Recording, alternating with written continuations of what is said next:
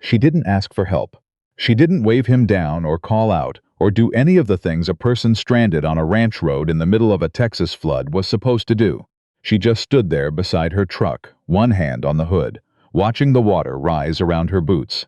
And when Cade Sutherland's headlights found her in the dark, she looked straight into them without flinching, like she'd already decided the worst had passed. And this was just the part that came after. Cade had turned away every woman who'd tried to get close in 11 years. His ranch hands knew it. The town of Harlan Creek knew it. His own mother had stopped sending letters about it, which was its own kind of statement. But this woman standing in 8 inches of floodwater on a Tuesday night in October didn't look like she was trying to get close to anything. She looked like she was trying to get somewhere, and the road had other ideas. That was the beginning of everything.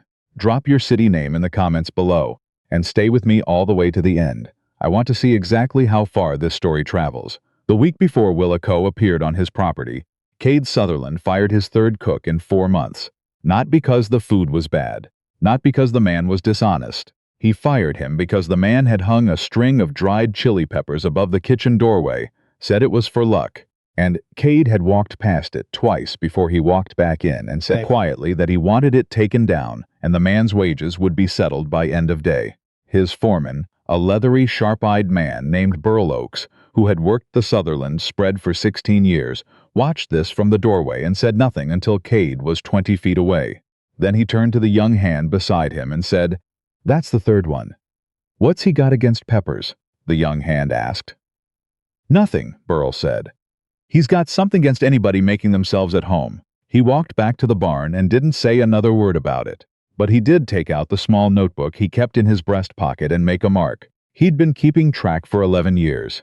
Not of the cooks, of the women. The ones who came to town and heard the Sutherland name and thought, well, that's 40,000 acres, and a man who's never been touched, that sounds like an opportunity. Burl had watched 9 of them try. He'd watched Cade dismantle each attempt with the same quiet efficiency he used on everything else. Not cruel, just absolute. The 10th was a woman named Patrice, sent by Cade's aunt from San Antonio. She lasted 3 days. She left because Cade had eaten supper in the same room as her 4 times and had not in 4 suppers asked her a single about herself. Not one. She told Burl on her way out that it wasn't what he said. It was that he looked straight through her, like she was something he was waiting to finish with. Burl marked it in his notebook and said nothing. The flood came down from the hill country on a Tuesday, fast and without much warning, the way October floods in that part of Texas had a habit of doing. By nightfall, the low road along the creek was underwater, and 3 of Cade's fence crews had been pulled in early. He drove the perimeter himself at 10 o'clock, checking drainage points, because that was the kind of man he was. The kind who saw a problem coming and went out in the dark to stand in front of it. He found her 2 miles from the main gate. A gray truck, 10 years old at least, listing sideways in a drainage ditch with water creeping up the passenger door, 1 headlight still working, and the woman standing beside it, not panicked, not crying, just standing there with her arms crossed and a look on her face that said she was doing math, calculating her options. Finding them insufficient, he stopped his truck and got out. She looked at him the same way she'd looked at the floodwater, direct without performance, like she was gathering information rather than seeking rescue. "Road came up fast," she said. "It does that," he said. "I didn't see the marker until I was already in it. Most people don't, first time." She looked at the water, then back at him. "I don't suppose there's another way through. Not tonight." She took that in, didn't argue with it. "I was looking for the Sutherland ranch." He studied her. She was somewhere in her late 20s, maybe 30, not dressed for impressing anyone, work boots, a canvas jacket that had seen real use, hair pulled back practically. She had the kind of stillness about her that you didn't see often, not the stillness of a person who'd gone quiet out of politeness. The stillness of someone who'd learned to be very careful about what they let show. "You found it," he said. "I'm Cade Sutherland." Something moved across her face, a recalibration. She nodded once, neither pleased nor alarmed by the coincidence. "Willa Coe," she said. "I answered your ad. For the cook position." He looked at her for a moment. He'd placed the ad 3 weeks ago and received 7 responses, all of which he'd ignored, because the business of replacing people had grown exhausting in a way he couldn't fully articulate. "I didn't call anyone back," he said. "No," she agreed. But the ad didn't have an expiration date and I needed work. I thought if I showed up, you'd at least have to decide in person. The rain picked up, steady and cold. Cade looked at the truck in the ditch, looked at the water, looked at the sky. You can't go anywhere tonight, he said. I'm aware of that. There's a room off the bunkhouse. Nothing special. That's fine, she said. I haven't decided anything. I know that, she said. Thank you, Mr. Sutherland. He got her gear from the truck bed before the water reached it. She didn't thank him excessively or make it into something it wasn't. She just picked up the lighter bag and followed him to his truck without being asked, and he found himself with nothing to say about that, which was unusual. Burl's wife, May Oakes, ran the bunkhouse kitchen and had for 12 years. She was a small, deliberate woman with an opinion about everything and the rare good sense to keep most of them to herself. She took one look at Willa Coe standing in her kitchen doorway, soaked from the knees down, and had her sitting at the table with coffee and a plate of leftover cornbread inside of 8 minutes. Where are you coming from? May asked, not looking up from the stove. Most recently, Abilene, Willa said. Before that, a few other places. You cooked professionally. I've cooked for ranch crews before. Worked a cattle operation in New Mexico for 2 years. Before that, a guest ranch in Colorado. May turned around and looked at her properly. She was reading the way she read everything, not the words, but what was underneath them. A woman who'd been moving, a woman who was practiced at arriving in new places and making herself useful fast. Those two things weren't the same as a woman who was running, but they weren't entirely different either. He's not easy, May said. Willa looked at her over the coffee cup. I didn't come looking for easy. May almost smiled. She turned back to the stove. She didn't say anything else for a few minutes. Then she said, breakfast for the crew is at 5:30. If you're still here in the morning, you can see what you think. Willa nodded. I'll be here. May believed her. She wasn't sure why, but she did. Cade ate supper alone in the main house, the way he always did, at the long table in the kitchen that sat 8, and had never in 11 years been set for more than 1. He wasn't thinking about the woman in the bunkhouse room. He was reviewing the fence damage reports from the east pasture. He was doing that with complete focus. He was very good at that kind of focus. Then Burl knocked and came in. She's settled, Burl said. Fine. May fed her. Good. Burl stood in the doorway with the particular quality of silence he used when he had something to say, and was choosing his moment. Cade knew this silence well.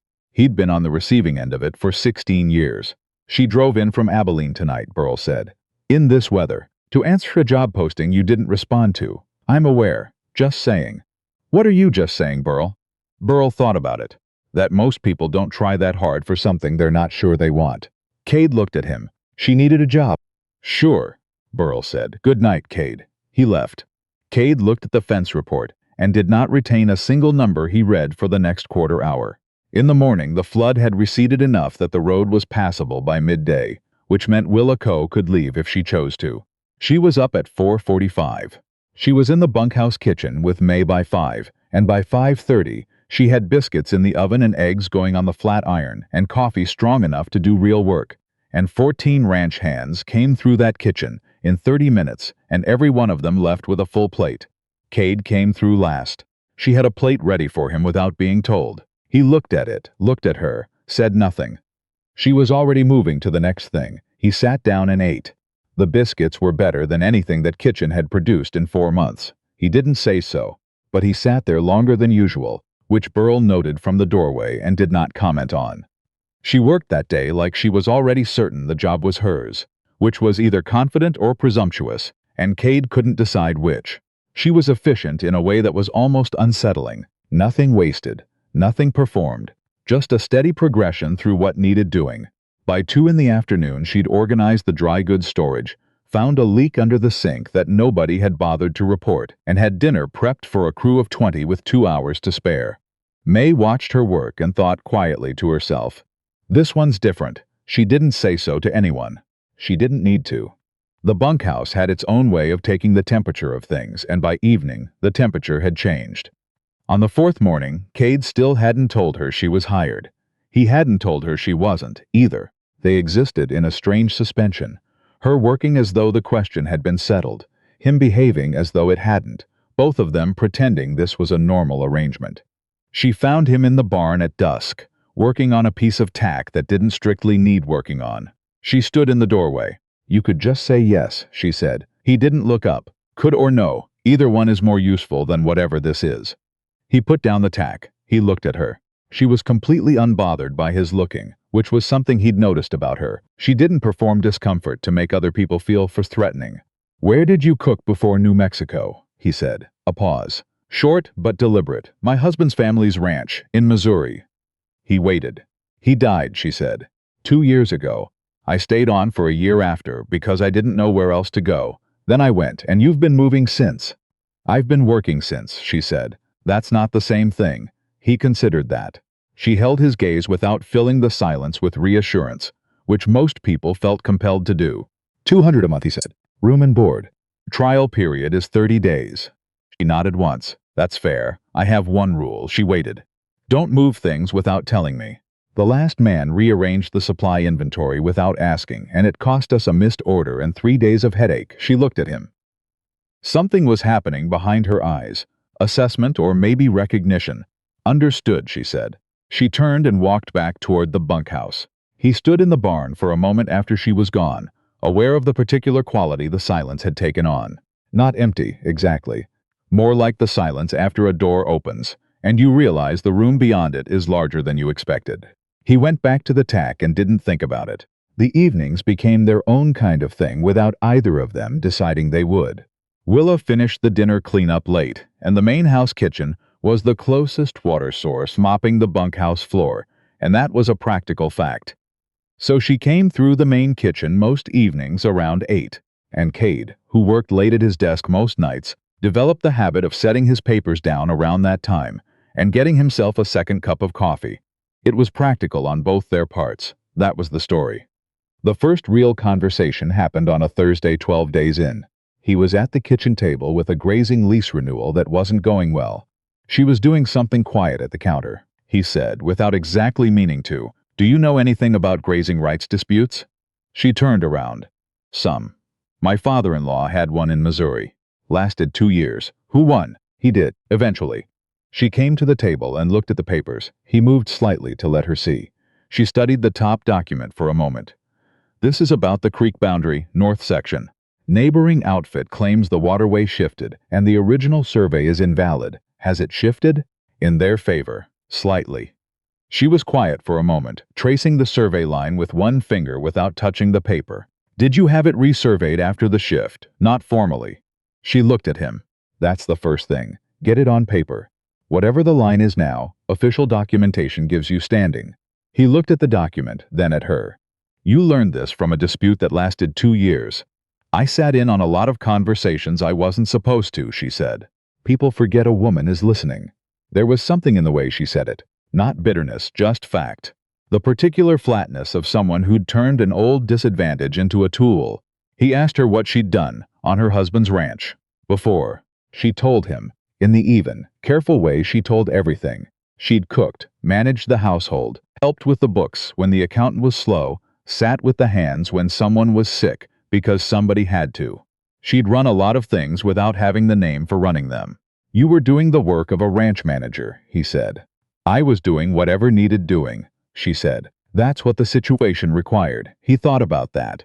He thought about a woman who'd spent years being useful and invisible at the same time, and had left when the invisible part started to cost too much.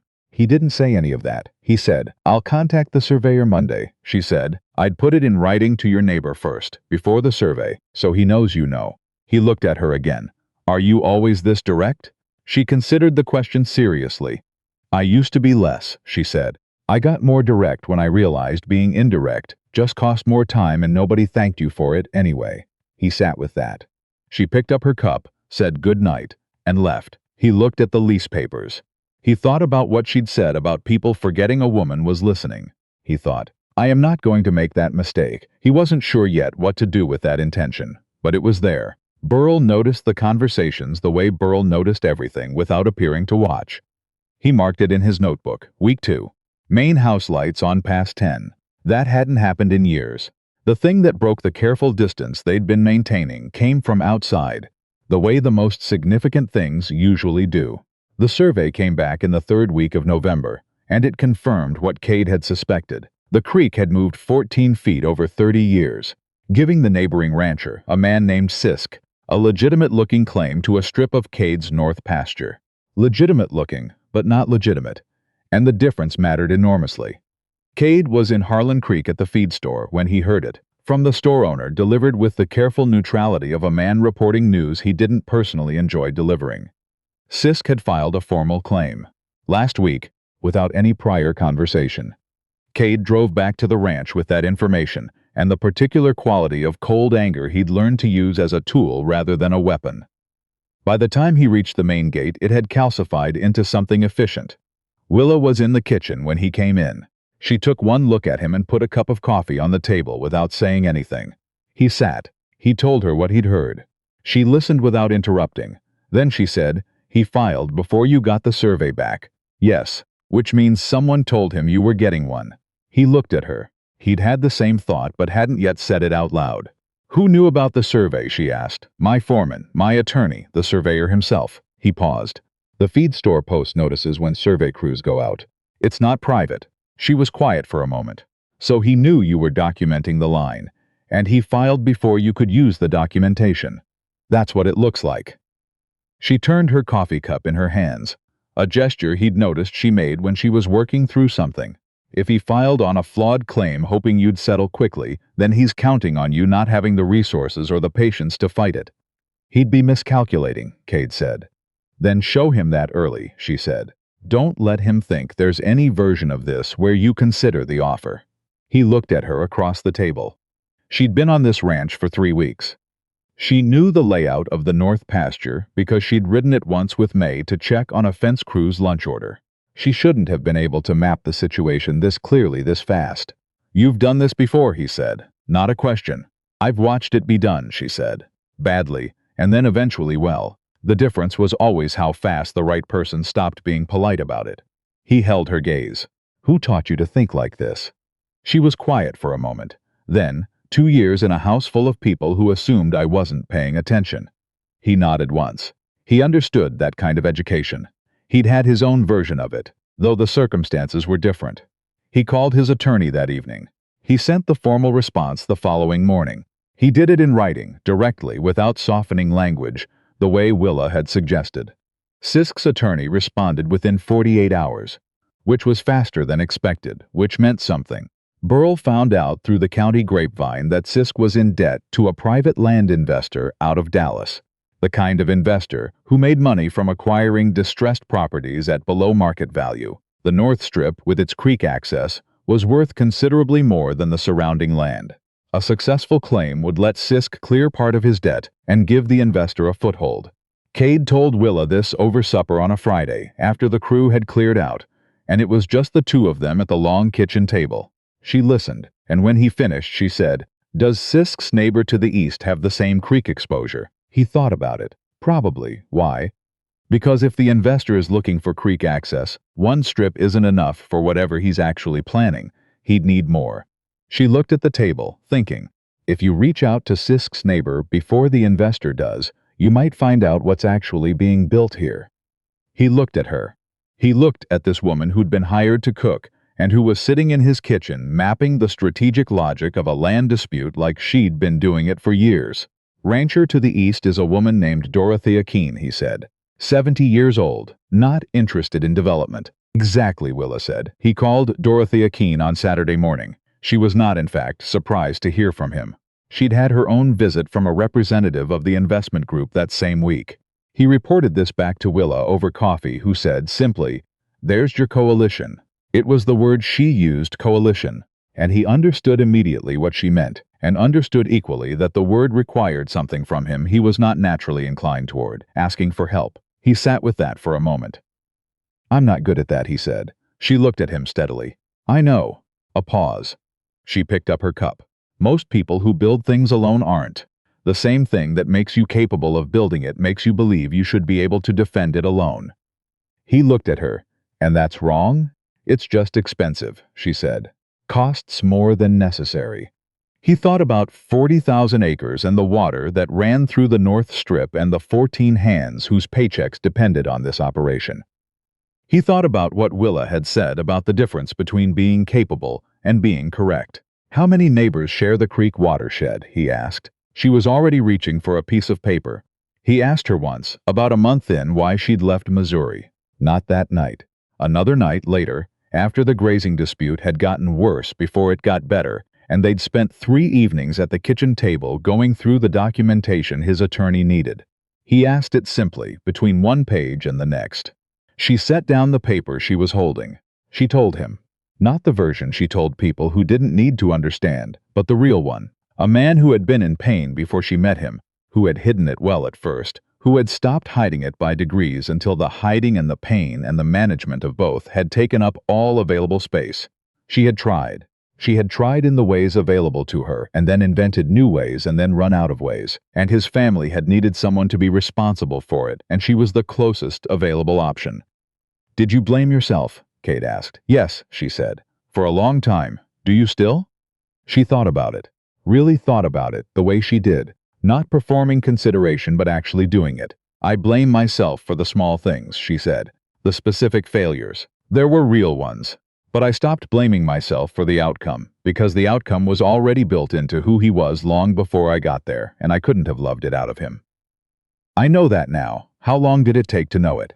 "A while," she said. "Leaving helped. Moving helped. Making my hands useful somewhere that wasn't about managing someone else's pain. That helped most." He was quiet for a moment. "Is that why you keep moving?" he said. "The cooking jobs. New Mexico, Colorado." She looked at him. He saw something flicker in her expression. Not discomfort, but recognition. The expression of a person who's been seen in a direction they were trying not to look. "I kept moving," she said, careful with the past tense. "I'm not sure I'm still moving. I haven't decided." He held her gaze. He understood what she was saying. He also understood that saying anything directly about it would be too much for where they were. So he nodded and looked back at the document and said, "The survey notation on page 4 is going to be the problem." She looked back at it too, but something had shifted in the air of the room, and they both knew it, and neither of them touched it. It was May who first said anything out loud, and she said it to Burl on a Sunday morning in December, in the particular frank way of people who have been married long enough to have stopped managing their words around each other. "He doesn't bark anymore," she said. Burl looked up from his coffee. "What?" "Cade. He used to come through the bunkhouse with an edge on him. First thing in the morning, last thing at night, always that edge. Like he was waiting for something to go wrong so he could deal with it." "He's still dealing with the Sisk situation," Burl said. "That's not what I mean," May said. She looked out the window to where Willa was checking the supply inventory on the bunkhouse porch. "The edge is gone, not because things are easy, because he's not carrying everything by himself." Burl was quiet. "Write it in that notebook of yours," May said. "I already did," said Burl. The letter came in the second week of December, routed through the Abilene post office to Willa's name at the Sutherland ranch. She recognized the handwriting before she opened it. She opened it anyway, standing at the bunkhouse mailbox in the cold morning air. It was from her late husband's sister. 4 pages. It said the things that letters written from grief and anger say when the writer needs someone to be the reason. It said Willa had been cold and insufficient and selfish, and that her leaving had been the final injury. It said that anyone who took her in would learn, in time, what kind of person she really was. She read it twice. Then she folded it and put it in her coat pocket. She finished the morning work. She made breakfast. She cleaned up. She went through the supply order for the week. She did all of it with her usual steadiness, and most people wouldn't have noticed anything different. May noticed. Willa's answers were shorter than usual. She was up and moving before her tasks required it, filling silence with motion. By Thursday, she'd started leaving the kitchen earlier in the evenings. Cade noticed on the first night. He noticed more on the second. By the third, he set down his papers and went to find her. She was in the barn with her horse, a 17-year-old roan named August who had made every move with her. She was brushing him with the focused attention of a person who needed her hands busy. "Willa," he said. "I'm fine," she said without turning around. "I didn't ask." A pause. She kept brushing. "Something happened," he said. "I got a letter." She stopped. She set the brush on the stall rail. She turned around, and her expression was the careful one she'd worn when she first arrived. The composed, managed face of a woman who'd learned not to show things until she decided whether the room was safe for them. "From who?" he said. "My husband's sister." She told him what it said. Not all of it, the shape of it. He listened without filling the silence with easy reassurance. She noticed that. She'd noticed it before, that he didn't rush to make things better before he fully understood what they were. When she finished, he said, "She's wrong. I know that. Then why does it look like she isn't?" She looked at him. Something in her jaw shifted. "Because knowing something and feeling it aren't the same thing," she said. "I know she's wrong. I know it clearly. But she knew me in the worst years of my life. And she wrote as though she still does." He took 2 steps toward her, not touching, just close. "I've watched you work this ranch for 6 weeks," he said. "I've watched you handle things that grown men sidestep. I've watched you sit down at that table and think through problems that had stumped people who've been here longer than you've been alive." She looked at the ground. Her jaw was still set. "Look at me," he said. She did. "She is wrong," he said, "not in the polite way, in the factual way. I am not a man who says things he doesn't mean, and I am telling you that what she wrote is not accurate to the person I have been working alongside for 6 weeks." Willa's eyes went bright. She shook her head slightly. "Don't," she said. "Don't be kind right now." "Why not?" "Because I can manage being wrong. I can manage being blamed." She pressed her lips together. "I cannot manage being seen right now without—" She stopped. "Without what?" She exhaled slowly. "Without falling apart a little," she said. "And I don't do that in front of people." "Why not?" "Because you need me functional," she said. "The crew, the dispute, all of it." "Stop," he said. He said it firmly, the way you stopped something before it ran somewhere it couldn't come back from. "Stop making usefulness your reason for being here." She looked at him. "That is not why I want you here," he said. The barn was very quiet. Her horse shifted behind her. The cold pressed in from the open door. "Then why?" she said. The question came out smaller than she'd intended it. He stood there with the honest answer pressing against his sternum, complicated and large and not reducible to careful language. He was not a man who talked about things he couldn't fully control. But he had been watching this woman for 6 weeks, and he'd made himself a promise the night he'd read her face, while she was listening to him talk about the creek survey. The promise being that he would not be one of the people who forgot to look at what she actually knew. "Because this place makes more sense when you're in it," he said, "and so do I him." "That has nothing to do with biscuits," he said.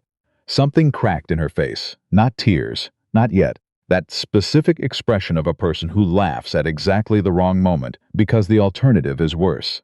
"That was not poetic," she said. "I didn't claim it was." She pressed both hands flat against her jacket and looked at the ground. When she looked up, her eyes were steady, even if the rest of her wasn't quite. "I'm afraid," she said. "I know," he said.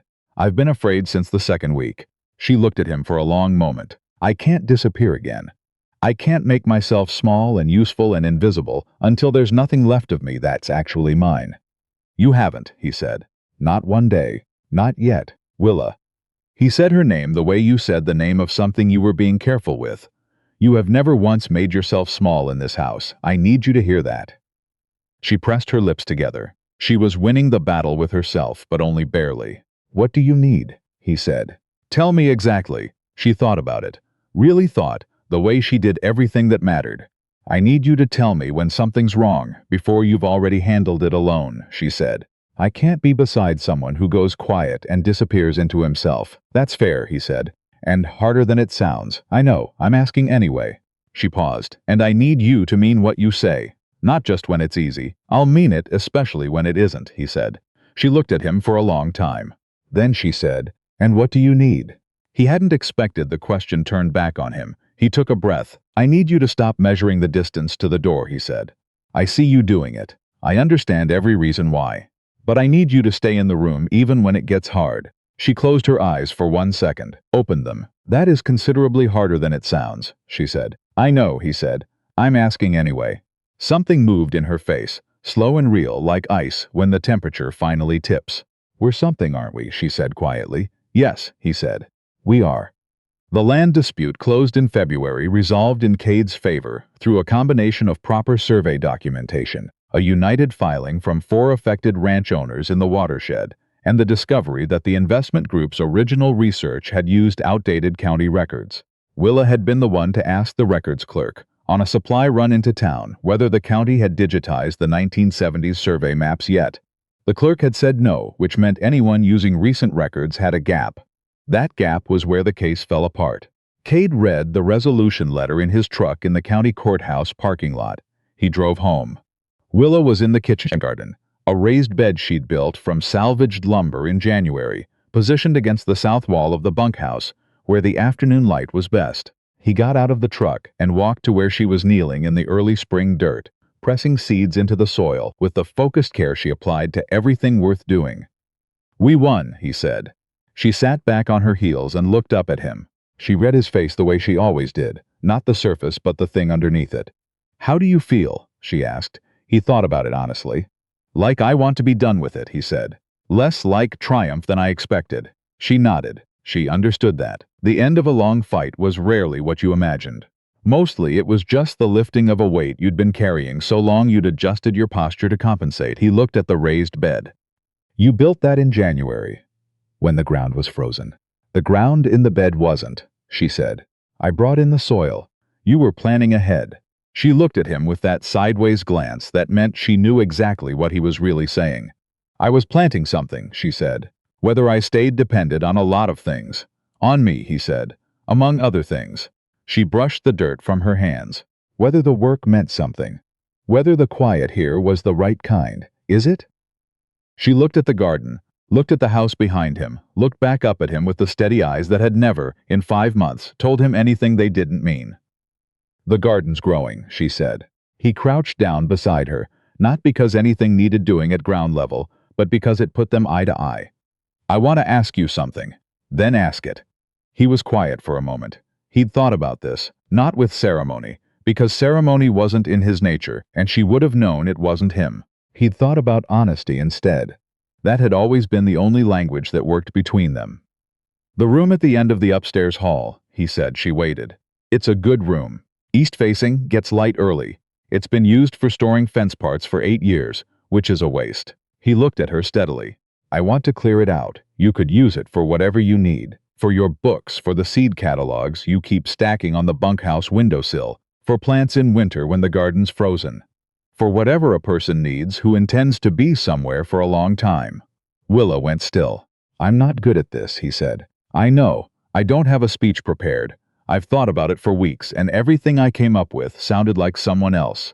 "Then say yours," she said quietly. He looked at her, at the dirt on her hands and the practical boots, and the way the March light caught the side of her face. And he said the truest version of what had been building in him since October. "Stay," he said. "Not because you need somewhere to be. Not because the ranch needs you, though it does, and not because of Sisk or the garden or any of the practical things.